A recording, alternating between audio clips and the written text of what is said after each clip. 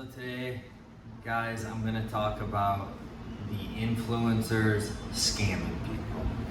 I've mentioned a little bit about this topic on my Instagram, warning you guys about some of these altcoins, but apparently there's some influencers out there still scamming. So today's video, I'm gonna go through 4 scammers that are considered influencers and kind of just talk about what's going on. The first one I actually just found out about today is a guy who I've never heard of before. His name's FaZe K. Apparently he's a part of a big gaming clan called FaZe Clan. Now the gaming team or clan, whatever you want to call it, they've came out and they said, we no longer associate with FaZe K. After this incident with his crypto scam, they've completely released him from the organization. So, you know, it's going to be tough for him to dispute what he did. He's coming out and saying he didn't do it. Now, you guys are probably asking, what is it that he did? So there's a lot of cryptocurrencies that I've talked about that I said, please don't get into it if you think, you know, just because it's a meme stock or you think it could blow up because it's got a funny name like the Cum Rockets or the MILF coins or the Hoij coin or the Doge coin. Yes, those are 2 different coins. But this is the lowest, most scumbag scam coin attempt that I've seen yet. This guy apparently was a part of a coin called Save the Kids, allegedly.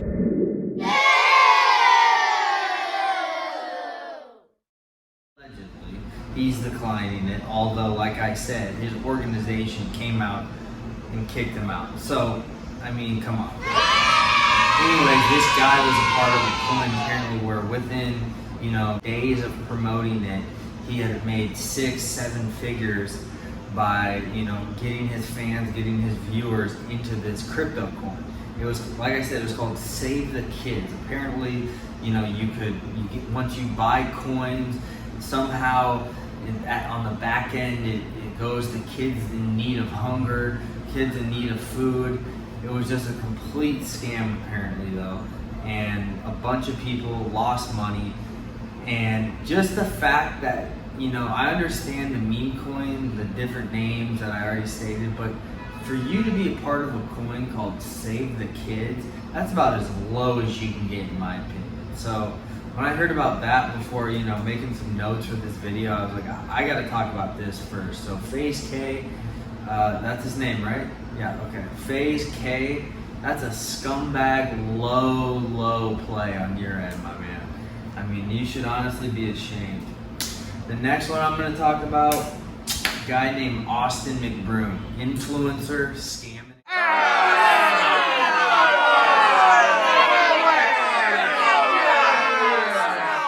Influencer scamming again. Okay, this guy apparently, he was the CEO.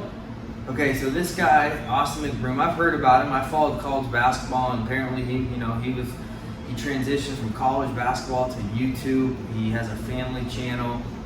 And how many subs does he have?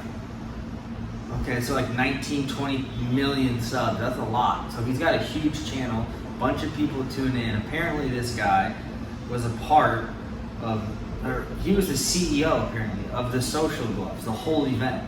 And all the fighters from that event, except for Austin McBroom, are coming out and saying, hey, I haven't even got paid yet. Not even just the boxers, but the guys who performed musically. You know, Lil Baby was there, DJ Khaled. There was a lot of performers there, not just including the YouTube versus TikTokers. So for this guy to compete in the event and also be the CEO, I don't know how, first of all, that's not conflict of interest. And so, I don't think these fights were sanctioned, but still, if you're gonna have an athletic event like boxing, you can't necessarily be the CEO and then not pay anybody. You know, Floyd Mayweather did his promotions because he got big. He built up, you know, 20, 30 fights before he bought himself out of the contract he was in. This is Austin McBroom's first fight, okay? And he thought he could just come out of the gates and, you know, tell certain guys they were getting multi-millions.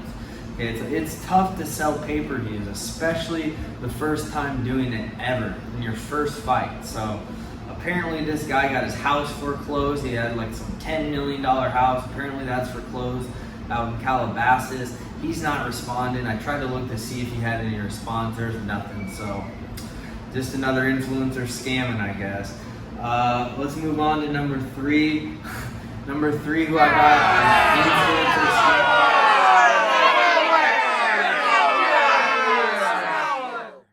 Dave Portnoy. Dave, Mr. Paper Hands himself. So apparently Dave, you know, he had some Bitcoin last year. He sold it. Now he got back in, Mr. Paper Hands. And not only was he into Bitcoin, but apparently he likes an altcoin called SafeMoon. I mean, it's one thing to, you know, make maybe one tweet about it, one post, but I saw a video of Dave Portnoy. He made this huge promotion about SafeMoon. And it's like, come on, man. You know how many millions of people watch your, you know, all of your content. I think the guy's got like 5, 6, 7 different shows.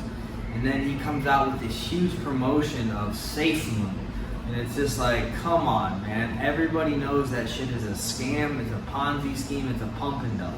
And Dave is one of those guys who, when Robinhood had their incident, he came on and hammered Vlad. Oh, it's a pump, you know, you guys pump and dump. You lost me X amount of money.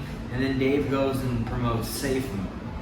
I mean, it is what it is. I think it's kind of just a scam. I think Dave probably is just manipulating his fans, and it's kind of fucked up to see. I thought, you know, he would have made enough money just through Barstool and selling Penn Gaming and, you know, keeping the shares. But Penn Gaming, that was at like 130, 140 a share, and now it's at like 60 a share. So maybe Dave needed the money because Penn has gone down so much. He figured, oh, I can pump and dump this crypto, SafeMoon. All my idiot fans and, you know, subscribers will think that's hilarious, and they'll go and get SafeMoon. I mean, honestly, it's kind of cringy. Guys, the last person I'm going to talk about, Scott Disick. You guys don't know him. He's famous.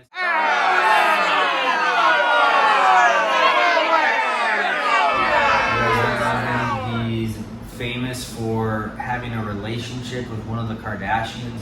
Other than that, I don't think the guy does anything. I'm pretty sure he's from like some super rich family.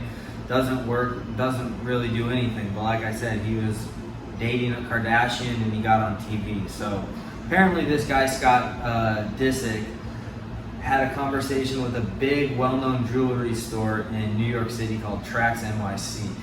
Scott hit up the company CEO on Instagram, asked, hey, can I do a promotion in exchange for a watch, I think, or maybe a diamond necklace. Anyways, apparently the guy agreed to it. Scott agreed to the deal. Guy sends Scott the jewelry. Scott doesn't do the post. Last week, I didn't even know about this till last week. Last week, this guy made a huge video, absolutely freaking out on Scott. He called him up, he was cussing him out, and I don't blame the guy. I mean, this is the guy's total, you know, this is all he does. He actually has a job, he runs a legit business. And to have someone like Scott Disick, who doesn't do shit, who just, you know, is probably still getting residual checks from keeping up with the Kardashians, is out here playing with his fucking business. Who knows how much money the jewelry was worth that he sent or that they agreed upon for the promotion, but it's still a scumbag move when you have millions of dollars for doing nothing and you try to jerk people around that actually run legitimate businesses. So Scott Disick, you're a clown too.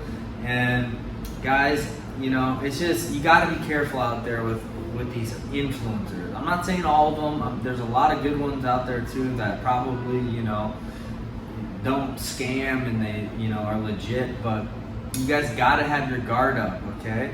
I'll make a part 2 to influencers scamming.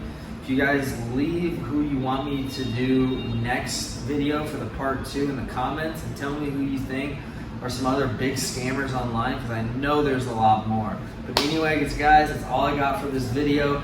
Thanks for tuning in. Like and subscribe. Peace out.